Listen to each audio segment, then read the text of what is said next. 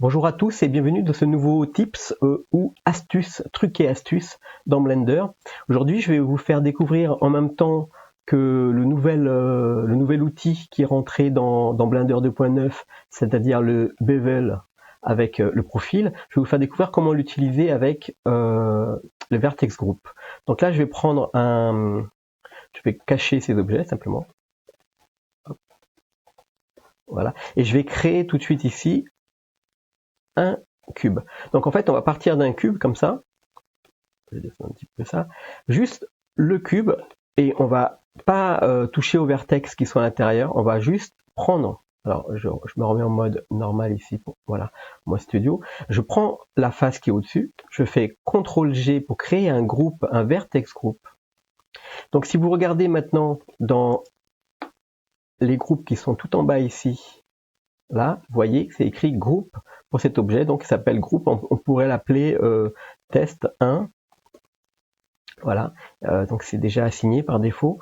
Et on va revenir ici en mode objet. Alors, là, ce qu'il faut voir, c'est qu'on peut, alors on repasse ici dans les modifiers, et maintenant, sans toucher donc à notre cube, uniquement de l'extérieur, donc, on va ajouter un modifier bevel. Et ici, au niveau de la méthode, de la limite de la méthode, si vous voyez par défaut, en fait, ça le fait sur l'ensemble du cube. Hein. C'est-à-dire que si vous mettez le bevel partout, ben, ça vous fait une bulle. Et sinon, on peut limiter ici, avec le vertex group, qui s'appelle test 1, eh bien, à juste la partie qu'on avait définie ici, donc, la partie qu'on avait définie avec notre vertex group. Et là, maintenant, vous avez la possibilité ici, soit de changer la forme ici de votre profil, le shape, et ça pourrait faire par exemple des tentes dans un village avec plein de tentes, et bien vous pourrez les faire très rapidement avec ce petit système, et ou voilà une ville avec des toits différents, des formes de toits différents, et là nous on va utiliser custom qui nous permet de faire vraiment la forme qu'on veut de notre profil. Alors ce qui est déjà intéressant, c'est que ici dans la forme les presets de base, vous avez des formes qui sont déjà, par exemple ici, qui sont déjà prévues comme celle-ci. Alors je vais enlever les petites bordures ici que j'avais mis, je vais enlever ces cavities, ça s'appelle, juste pour que vous voyez, voilà, quand c'est lisse ce que ça donne. Ouais, c'est très sympa. Et nous, on va utiliser une forme par défaut qu'on va déformer nous-mêmes. Donc je vais agrandir, hop, je vais agrandir tout ça.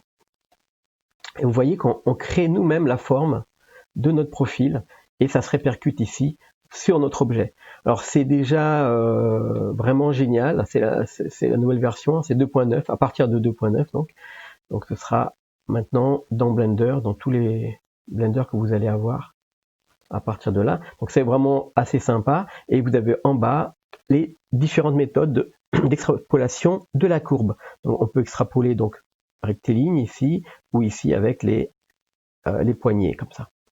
Donc ceux qui connaissent le vectoriel, c'est très pratique. Et à chaque fois qu'on clique comme ça, on crée un nouveau vertex, une nouvelle entrée pour déformer notre courbe qui sert de profil. Donc là, je vais faire un champignon, mais vraiment vite. Voilà. Donc là, vous voyez, j'ai fait une forme de base. Voilà, voilà. Alors, ce qui est intéressant ici, c'est que là, je suis au maximum. Hein. Si vous diminuez, vous voyez que ça diminue la forme. Et ici, là, le nombre de découpes, alors 20, ça suffit. Et surtout qu'on peut lisser derrière. Donc, je vais faire maintenant un ajout de modifier. Je vais mettre une subdivision de surface. Donc, avec subdivision de surface, vous avez tout de suite ici notre champignon qui se crée ici. Voilà, je vais lisser, hop, pardon. Je vais lisser mon objet, Shape Move.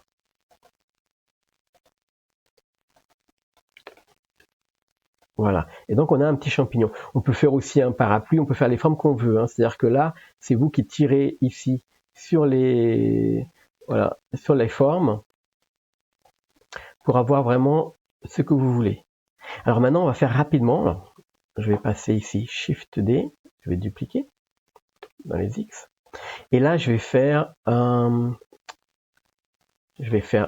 nouveau déjà ici, je vais faire default et je vais, j'ai pris un preset default, ouais, voilà. Et je vais prendre ici bien droit de ce côté, donc je clique ici et je vais faire avec CTRL pour faire des petits pas sur la grille. Donc là, je me mets ici. Là, je reprends ici, je fais un petit pas sur la grille, je remonte, ou peut-être je vais mettre là. Voilà, je vais mettre là. Ici, je vais mettre ici sur la grille, donc avec le mode d'extrapolation. Voilà, et ici, je vais faire par exemple des petits trucs qui ressemblent à là où on visse le bouchon. Et là, pour faire bien droit, eh bien, je vais rajouter ici un nouveau point, une nouvelle entrée. Ça fait le bord plus rectiligne. Voilà. Alors si maintenant je veux que cette partie-là soit raide, soit rectiligne, et ça reste arrondi, parce que ça c'est géré par le bevel, je vais rentrer en mode édition, je prends l'ensemble et je fais CTRL E et je tire comme ça pour changer l'influence de la subdivision de surface. Donc ça fait la subdivision de surface là où il y a le bevel, et je vais mettre comme ça. Et là où il n'y a pas le bevel, eh bien ça fait tout droit.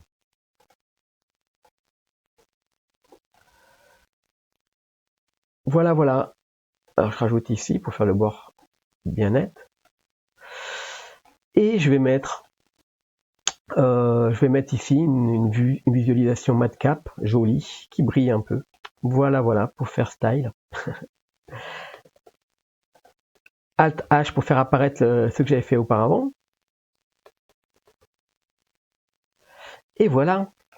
Donc j'espère que vous avez appris quelque chose. Alors ça, c'est les formes que j'ai fait pour m'entraîner juste avant. Donc vous voyez, on peut faire des formes très, très sympathiques, très jolies. Et c'est très rapide à faire. Voilà, alors ça c'était donc, on a découvert le bevel avec le profil et l'influence qu'on peut donner avec le vertex group.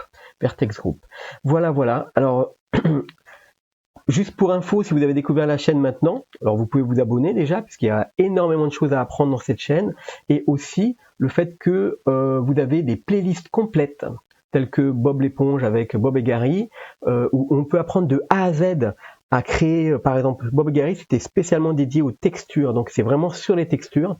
Là, je suis en train de faire une playlist avec un petit robot qui s'appelle Buddy 3000. C'est vraiment la playlist mécanique. Alors, c'est les objets, la texture, on s'y attache pas trop à cette fois-ci. On est vraiment sur la modélisation plus ou moins mécanique.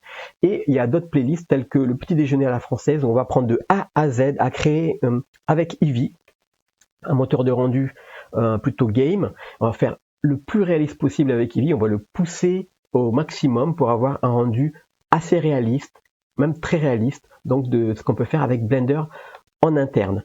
Voilà, donc si c'est pas fait, abonnez-vous, et sinon, je vous dis à la prochaine, ciao.